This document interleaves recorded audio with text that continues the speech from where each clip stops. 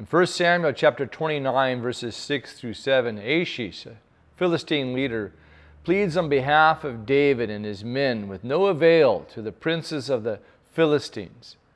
The reason why this story is included in the Bible is so we can see through David the fallacy where he believed he couldn't be happy in the land of Israel.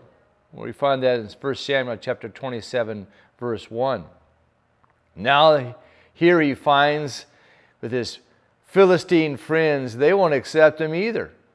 David had found he had no home because he was trying to live in both worlds. So he had a home in neither of them. David didn't like being rejected by the Philistine rulers, and not many people like rejection. But God would use the rejection of ungodly people in David's life. Many people are hesitant to live all out for Jesus Christ because they're afraid of rejection with the ungodly. How much better is it for us to be all out for Jesus and to trust that if the ungodly reject us, God will use it for good. David is in the worst place for any child of God. He has too much of the world in him to be at home and at peace in the Lord, and too much of the Lord in him to be at peace in the world. Amazingly, in verses 8 through 10, David seems genuinely disappointed that he did not be able to fight for the Philistines against his own people, Israel. And he asks, "But what have I done to the Philistine leaders?" And he does so in protest.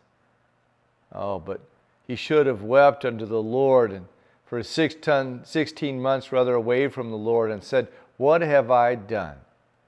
Many times you see when a person turns away from the path of God, they never intend to go as far as they did into the world.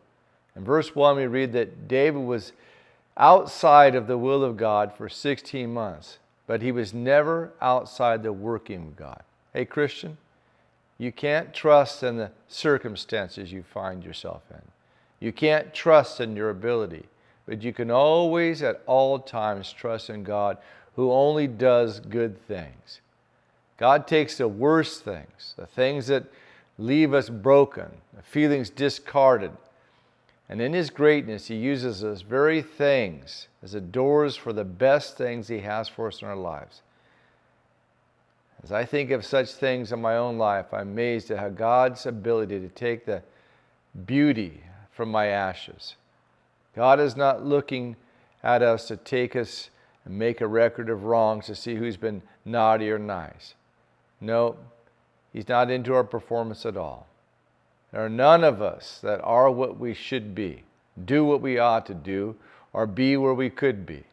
But in Hebrews chapter 11, verse 6, we are told that without faith it is impossible to please Him. For he who comes to God must believe that He is and is a reward of those who diligently seek Him. Man, let's diligently seek Him. This is Pastor Dale. Blessings.